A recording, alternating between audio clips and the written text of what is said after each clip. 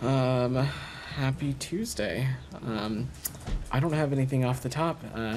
Daphne, you want to kick us off? Great, thank you. A loud blast was heard in Beirut just a few minutes ago, and a security source has said the strike was targeting a senior Hezbollah commander. Was this an Israeli strike, as far as you're aware? So I don't have any updates on any specific activity that we're seeing. So on this specific incident, I would have to refer you to partners in the region to speak to. Has Israel been in touch with you prior to this about any potential upcoming strike?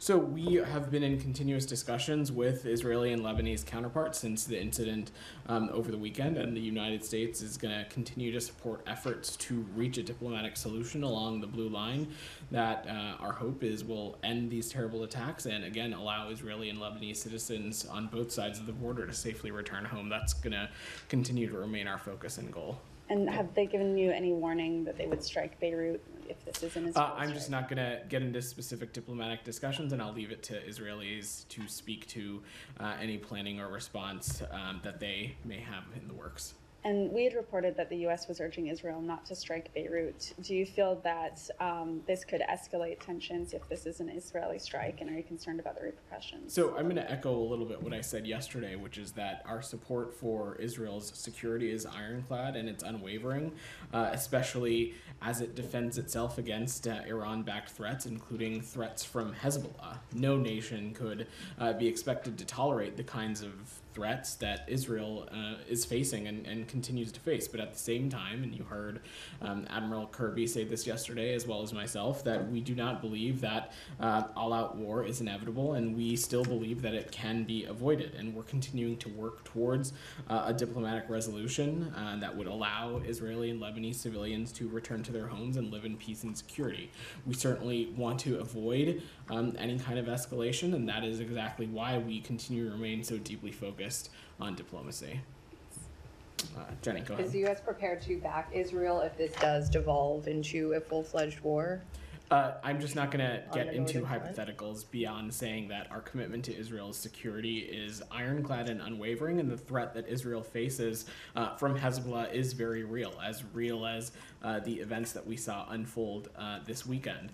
But our focus continues to be on diplomacy. We continue to believe that diplomacy is the best path forward. We think that is the best way right now to calm tensions along the blue line and to create conditions that will allow civilians to return home. That's our focus. Is it still your assessment that both sides do not want to see this devolve into a full-fledged conflict? I'm not going to speak for the other entities. It's certainly the United States' perspective and point of view. Like I said, and you saw the Secretary of Defense and the Secretary of State speak to this a little bit on their travels. We do not believe that an all-out war is inevitable, and we believe that it can be avoided, and that's exactly why we're remaining focused on diplomacy. And I want to follow up on my question from yesterday on AMSITs who are in Lebanon. Are there any changes in potential evacuation for these folks? Any outreach to them to see if they need assistance, anything like that? No change in posture to report, Jenny. Again, our travel advisory warning for the totality of the country continues to be at a level 3, with southern Lebanon being at a level 4. There are a number of steps that American citizens can take. They can enroll in Smart Traveler to stay in touch with our American Citizen Services team and the consular team there. They can also take a look at what commercial options may exist for their safe departure. Commercial options are still available, and they continue to be the best way for those who currently may be interested in leaving the region. But beyond that, we are constantly assessing safety and security circumstances on the ground, and we will certainly update those whenever that is prudent and appropriate, and we'll appropriately be in touch with American citizens when we need to. Yeah, follow on this, Vedant. Does this department believe that the Israeli government would agree to a ceasefire deal in Gaza while engaging in kinetic activity in northern Lebanon? I'm just not going to speculate or speculate the sequencing on as it relates to these kinds of things. First and foremost, as it relates to a ceasefire in Gaza, you heard me talk a little bit about this yesterday. We think that it can unlock a lot of things. First and foremost, create conditions for the remaining hostages, including Americans, to be returned home, create conditions for the influx of additional humanitarian aid to address the situation in Gaza. It also can create the conditions for broader diplomacy to take place to get this region out of the endless cycle of violence. We also believe that a ceasefire and a hostage deal in Gaza can accelerate the possibility of progress, including lasting security and calm along the Israeli-Lebanese border. And that's why we're going to continue to remain focused on that. But I just don't want to speculate on sequencing, and I certainly don't want to speak for other countries. Sure, it's less speculation. I mean, the secretaries read out with the Egyptian foreign minister stressed the same, that a ceasefire agreement can lead to a diplomatic resolution Absolutely. in northern Lebanon. But what I'm asking is whether you've had an indication from the Israelis that that is in the realm of possibility, or whether they believe that it is important first to retaliate fully against Hezbollah before they consider making a deal with Hamas. Look, I'm not going to speak for other countries and actors in the region. I'm not a spokesperson for them. What I can say is that from the United States perspective, we think that diplomacy is the best path forward here. We are focused on that, engaging with officials in Israel and Lebanese officials on reaching a diplomatic solution along the blue line. Most important to us is creating the conditions so civilians can return home. And simultaneously, we're continuing to pursue every effort as it relates to a ceasefire and hostage deal in Gaza, because not only is that beneficial for Gaza and Israel in the immediate sense, but also we believe that it has potential in the north as well. You've already mentioned today the U.S.'s ironclad commitment to Israel's defense. Secretary Austin, speaking overseas, said pretty much the same. Yeah. Has Israel specifically requested through State Department channels a sort of unconditional commitment to assist should it struggle militarily in a second front? Well, our commitment to no country is ever unconditional. Let's remember that. But first and foremost, our commitment to Israel's security is ironclad. It's ironclad in the context of any threat that it faces from the Iranian regime itself or malign proxy groups like Hezbollah. We, of course, and we've spent a lot of time in this freeing room talking about it, have a robust, long-standing security relationship with the government of Israel. And we continue to support them in their efforts to defend themselves, whether that be defending themselves from the Hamas terrorist actors who undertook the horrific October 7th terrorist attacks, or other malign groups like Hezbollah, or even from the Iranian regime directly, as we saw in April. I don't want to wordsmith or nitpick, but you said ironclad but not unconditional. Can you explain a little bit what that means? Well, the point that I'm making is that we, of course, when it comes to any country in which we have a security relationship with, we, of course, expect that the provision of U.S. defense articles, the provision of U.S. security articles are utilized and consistent with appropriate, not just humanitarian law, but U.S. law through the various levers that exist when it comes to how American articles should be used. We spent a lot of time in the briefing room talking about that. That's what I was referring to. So needless to say, you would understand that the Israelis understand that there would be conditions applied to whatever assistance the U.S. is providing militarily should a second front. The point that I'm saying is that there is no, let's take a step back. What I'm talking about is when it comes to our security relationship, in any context with any country, there is the expectation that U.S. articles are used consistent with U.S. law. That is true in any circumstance and scenario. It's true in Israel. It was true as it relates to our security relationship with Israel prior to October 7th. It was true after, and it'll continue to be true with Israel and with any other country that we have a security relationship with. Okay, and last one, can you provide any material update as to the status of the ceasefire talks on Gaza? I don't have any updates to offer for, again, the reasons that I outlined yesterday. It's unhelpful to read chapter and verse about the ongoing negotiation efforts. Certainly would be unhelpful to discuss and litigate these things publicly. But what I will leave it at is what I said, that we believe that a ceasefire deal can unlock a great deal. The hostages returning home, humanitarian aid into Gaza, as well as greater diplomacy for the region to get us out of this endless cycle of violence, and that continues to be the case.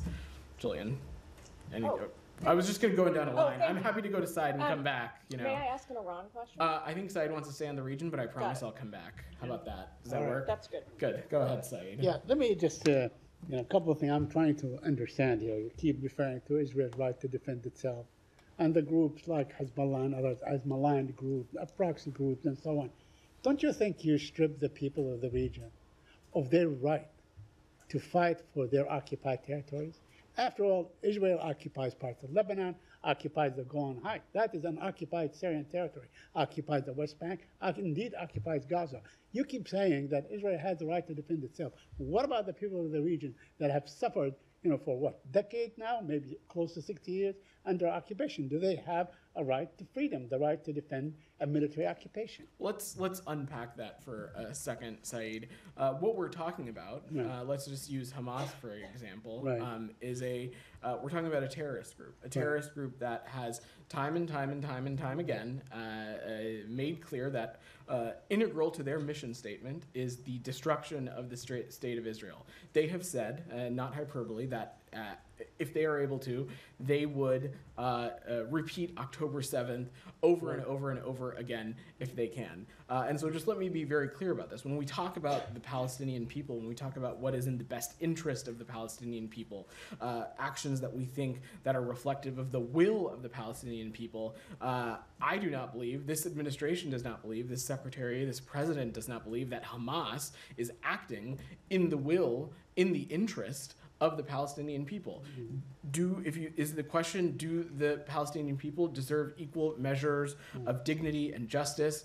Absolutely. That is exactly why we have so fervently championed a two-state solution, one that would give equal measures of dignity and justice to the Palestinian people, one that would give the Palestinian people their own state next to an Israeli state as well. So that's what we're talking about, Saeed. Okay. I do not believe, and this administration does not believe, that these terrorist groups are acting in the interest of whether it be the Palestinian people or the Lebanese people in the context of Hezbollah either. So do you believe that the Palestinians have an equal measure to live free of military occupation? Of course we do, Saeed, and that is exactly why we have so strongly and fervently talked about the need for a two-state solution, because there is a need for equal measures of dignity and justice for Israelis and Palestinians alike. And when we have seen action, Saeed, when we have seen action that is inconsistent with that, whether that be in Gaza, whether that be in the West Bank or elsewhere, we have drawn attention to it and will continue to do so. But this administration does not believe that terrorist groups like Hamas or Hezbollah are acting in the interest of the Palestinian or the Lebanese people, respectively. Well, Go ahead. okay. Let me ask you about the Israeli police detained soldiers yesterday, or the day before yesterday, suspected of raping a Palestinian, sparking protests and so on. Apparently, rape and killing and torture and all this thing, it happens regularly in Israeli detention camps. Does that constitute a war crime to you? So the reports of abuse are deeply concerning, and we have been clear and consistent with Israel and the IDF that they need to treat all detainees humanely and with dignity in accordance with humanitarian law. We also, I spoke a little bit about this earlier in the week, Said. We reiterate the support that the IDF is investigating some of these allegations of serious abuse of Palestinian detainees, and that is news that we welcome, and we're going to let that process, and we believe in due process, and we're going to let that process play out. Two quick points. Now, if proven to be true, that does constitute a war crime, doesn't it? I'm not a legal expert, Saeed. It certainly, I imagine it would be inconsistent with Israeli law. And so, of course, that is why we have been clear that the treatment of any detainee needs to be consistent with international humanitarian law. The UN is reporting that 86% of Gazans are now, being evacuated or under evacuation orders. Does that in any way,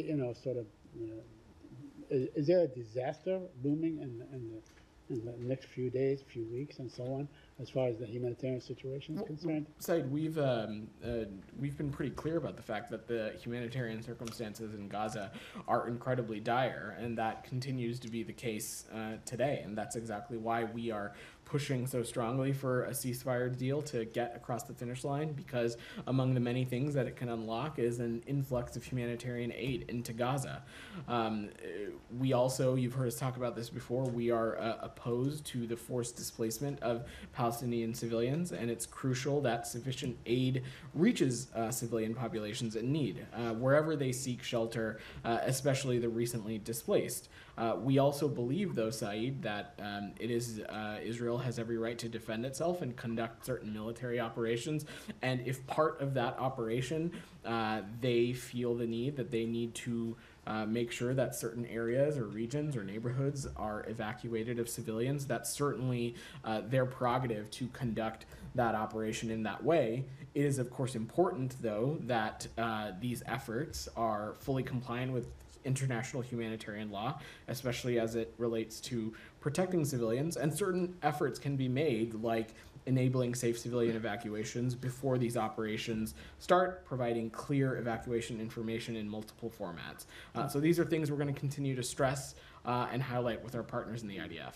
Just a quick follow-up on Olivia's question regarding the talks now, the ongoing negotiations. So are there any renewed effort or maybe new ideas, or is the United States providing new incentives, whatever it is, to get these negotiations to their, to their goal line?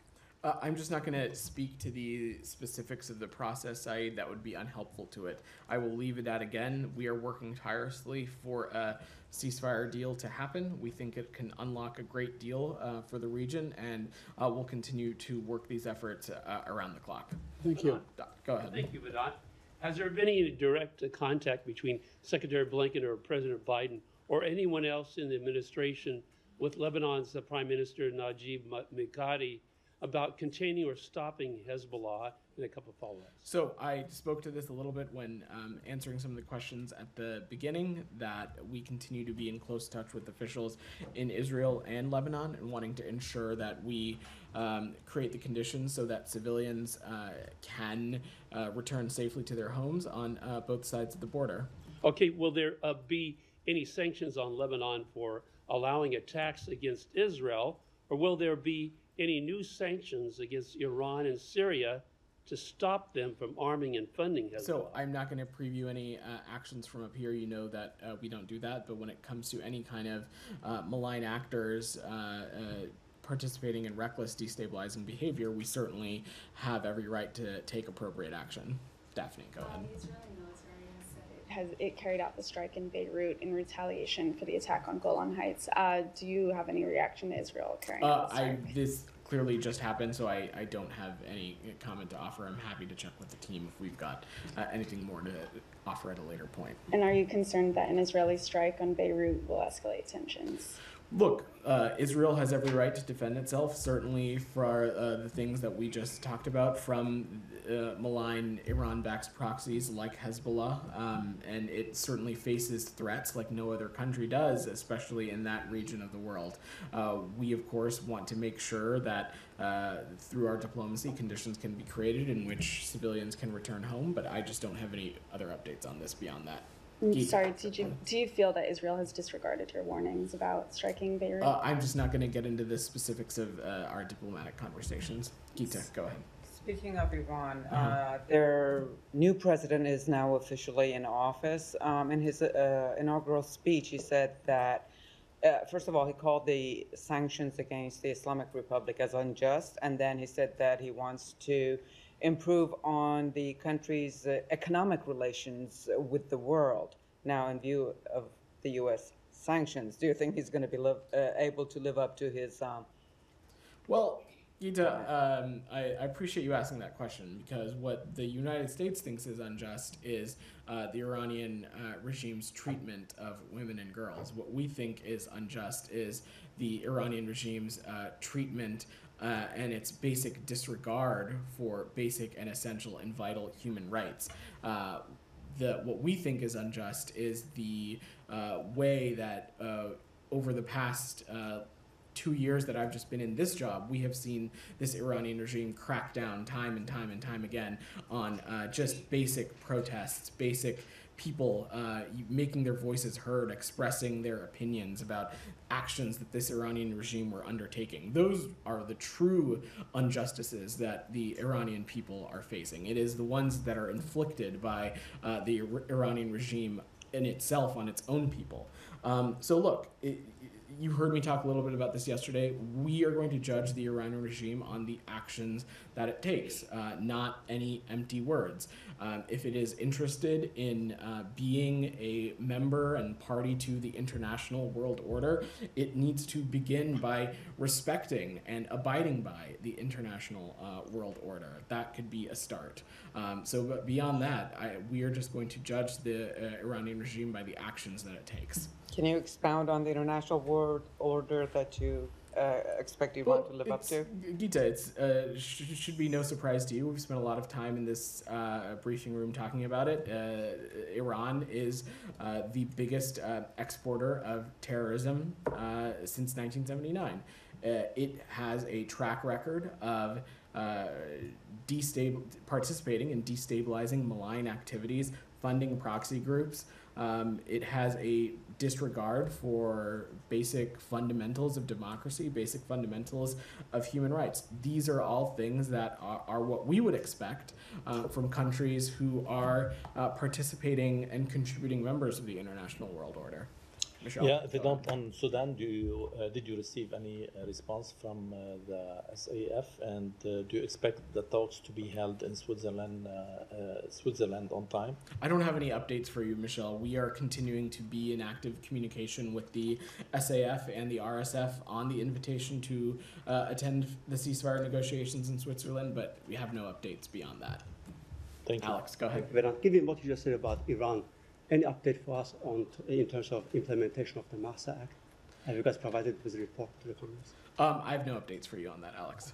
Thank you. Moving to Ukraine. Yeah. Yesterday, you guys released another package of military aid, which is appreciated. We heard from Ukrainian leadership about that. But it also comes with a frustration that Ukrainians are still not allowed to strike back deep inside Russia, where the attacks are coming from. An update on that front, please. So I have no operational updates to offer, Alex. I would echo what you've heard the Secretary and others say time and time again, that over the course of this conflict, we have the ways in which we are able to support and enable our partners in Ukraine to defend themselves, to defend their territorial integrity and sovereignty has changed. I don't have any updates to offer beyond that. You've seen the President and the Secretary talk about the ability to strike immediately over the border at targets immediately past the border that could be of direct harm, and that continues to be the case, but I don't have any updates beyond that. And what is your understanding of where things stand on the battlefield at this point? Look, Alex, it's a tough and dynamic fight, but Ukraine has successfully defended itself since 2022, and it has taken back more than 40% of the territory that's been seized by Russia. And we are going to continue to play the role that the United States has been, and we're going to help defend itself from this kind of Russian aggression. Thank you. I have two more on the South Caucasus. Georgia, Okay, go ahead. As you know, they are moving forward with the implementation of the Foreign Agent Act. Piece of legislation was I think copycatted from Moscow. Do you have any message to the Georgian government? Today they said that they have prepared some registration form for the media organizations who receive more than 20% of their funding from the West to register as a foreign agent. So as they move forward, what is your message to you? Our message, Alex, on this continues to be the same. The concerns that we had about this legislation continue to be very real, and they continue to be very serious. This is, frankly, legislation that looks like it's right out of the Kremlin's playbook, a targeting of humanitarian organizations, NGOs, human rights defenders, journalists, and so this is something we'll certainly be paying close attention to, but I don't have any updates beyond that. Thank you. Another country has been ignoring your human rights calls, Azerbaijan. Last week, Matt tweeted about the case of Gubat Ibadoglu, and not only they're not letting him go, they also keep arresting other civil society leaders, former diplomats, minority leaders. Any concern on your end that they've been ignoring your messaging? Have you been using all the tools available in your toolkit to move the needle on that front? We're going to continue to remain focused on the diplomacy, Alex. I don't have any updates to offer on things that the United States may be considering otherwise. Go ahead. Thank you. On Venezuela, you said you're waiting for data to be published, but the Venezuela's National Electoral Council is still saying Maduro has won the election and secured another term in office. So if they won't publish the data you requested, would you eventually be recognizing the results and maybe even congratulate Maduro? So I'm not going to get ahead of this process. Maduro and his representatives declared themselves the winner of what we believe is a national election that was undermined by anti-democratic actions, political repression, and electoral manipulation. The secretary was very clear about this over yesterday. The international community is watching and will respond accordingly. The best path forward is for a clear publication of the tabulation data. That is what is owed to the election observers. That's what's owed to the opposition, and we'll take this process one step at a time. And how long would you be waiting for that? I'm not going to put a timeline on anything. It is very clear what the path forward here should be. We have, and other countries in the region, mind you, have very clearly laid out that they are interested in seeing this tabulation data, as is the United States. That is the best way to resolve this peacefully, is seeing that information, and so we'll be continuing to monitor these conditions quite closely. Thank you. Can I go to... okay. Let me go to site. I'll come back to you. Yeah, Go ahead. look, Venezuela has been under severe sanctions since 2019. They can't feed their people. They cannot fix the oil facilities. They cannot export and so on. Is that a sound policy? I mean, they tried to impose, the U.S. tried to help in imposing another president and so on, Guaido and all that stuff. And how long will these sanctions go on? I mean, you know, is generally speaking, are sanctions a good policy? I mean, one-third of the world today is under American sanctions. The foreign policy decisions that this administration will take, especially as it relates to Venezuela, they are going to be assessed based on the actions that Maduro and his representatives take, as well as our relationship with any other country as well. That's how we assess the foreign policy tools that are at our disposal. Shannon. So on sanctions, the Biden administration has actually eased some of the oil industry restrictions in the past couple months as they've tried to move Venezuela towards holding an election. Now, officials have also said that reimposing some of those restrictions on energy companies is not something that's under consideration. Is there a reason that it's not under consideration? So I'm just not going to get into the deliberative process. What I can say is that as it relates to Venezuela and the Maduro regime, we will continue to promote accountability for Maduro and his representatives, so as long as they continue repressing Venezuelans. And whatever actions the United States may or may not take, we will assess our sanctions policy towards Venezuela, again, based on the actions that Mr. Maduro and his representatives take.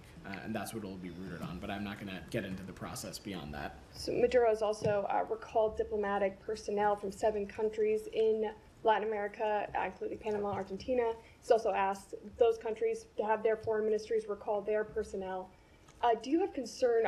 Members of the opposition have been sheltering in the Argentinian embassy for several months.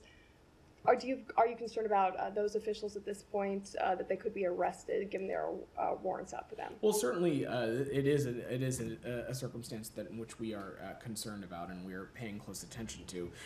It is telling, though, that Maduro is breaking diplomatic relations with fellow Latin American countries who, like the United States, have simply asked for transparency, and it's something that those countries in the international community are looking for. And I think it demonstrates the Maduro regime's intolerance for dissent and a lack of commitment to the basic democratic principles that other regional governments are not just sharing and defending. And that is why, from the onset of this, since yesterday, we have said that election observers, the opposition, the international community are owed a clear tabulation data of what exactly happened here, and that is the best way to determine the path forward. Go ahead. Thank you very much. Top U.S. officials are in Saudi Arabia for talks regarding the Houthis as an emerging threat, as the Israel-Lebanon crisis is also emerging. So the question is, last week we have seen that Saudi Arabia distanced itself from any type of like aerial space sport or something like to join US coalition against the Yemenis, because they have already a truce with the Yemenis from December. So this time, what is US stance with the Saudis? US is willing to break Saudi Arabia and Yemen truce, and anything like that from the Saudi Arabia to join U.S. coalition against the Yemenis? Well, certainly this is something the United States has played a role in previously. I don't have any senior official travel to share or read out, but maintaining calm between Saudi Arabia and Yemen continues to be a priority for us, but I don't have any other specifics for you beyond that. Secondly, just one more. Yeah. Israeli Prime Minister during its address at U.S. Congress said that all the protesters who are protesting outside of the parliament, they are Iranian funded, Iranian backed. U.S. have very clear position. Every right is given at this land to the peaceful protesters. So from the U.S. Parliament, this statement, State Department will own this, endorse this, reject this, condemn it, or just distance this. So Matt Miller spoke a little bit about this last week, and so I'm just going to refer you back to his comments when he spoke about this. Daphne, go ahead. Just a few questions on Africa. Sure. We switch regions. Thanks. So The Guardian is reporting that Ukraine's military intelligence has claimed it was involved in an ambush that killed Wagner Group fighters in Mali. Is this something you're tracking, and would you have any concerns with Ukraine aligning itself with rebels in Mali? So, look, I don't have any specific reaction to this news, but let me just say that Russia's war against Ukraine is hurting Africans. It's rising food and commodity prices, and it's having a disproportionate impact on African countries. And the U.S. has seen Russia, including through Kremlin-backed Wagner groups and other entities, exploit insecurity on the African continent as a catalyst to expand its destabilizing presence on the African continent. So this is something that we are incredibly concerned about and will pay close attention to, but I don't have any other actions to preview. Okay, and then on Rwanda, President Kagame is required to step down in 2034 under the current constitution, but a government spokesperson today spoke with reporters and did not rule out that the government would seek to change the constitution as was done in 2015.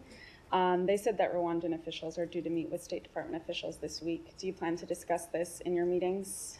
I have no doubt that it is one of the topics that will be discussed. I don't want to get ahead of the meeting, though. The United States is ready to continue to stand with, to support the Rwandan people in efforts to strengthen democratic institutions, protect human rights, that we believe in turn will promote long-term stability and economic prosperity as well. And Kagame was reelected with 99.18% of the vote, according to the Electoral Commission a couple weeks ago, and election rights groups have said it was marred by crackdown on journalists, the opposition, and civil society groups. Does the State Department have concerns about how that election was conducted, and are you going to raise this? So we did note when this happened that the elections were peaceful and that political parties were allowed to register and were able to campaign largely without any impediments, but we continue to remain concerned about the restrictive environment, especially as it relates to respect to freedoms of expression, association, and peaceful assembly. That, we believe, undermines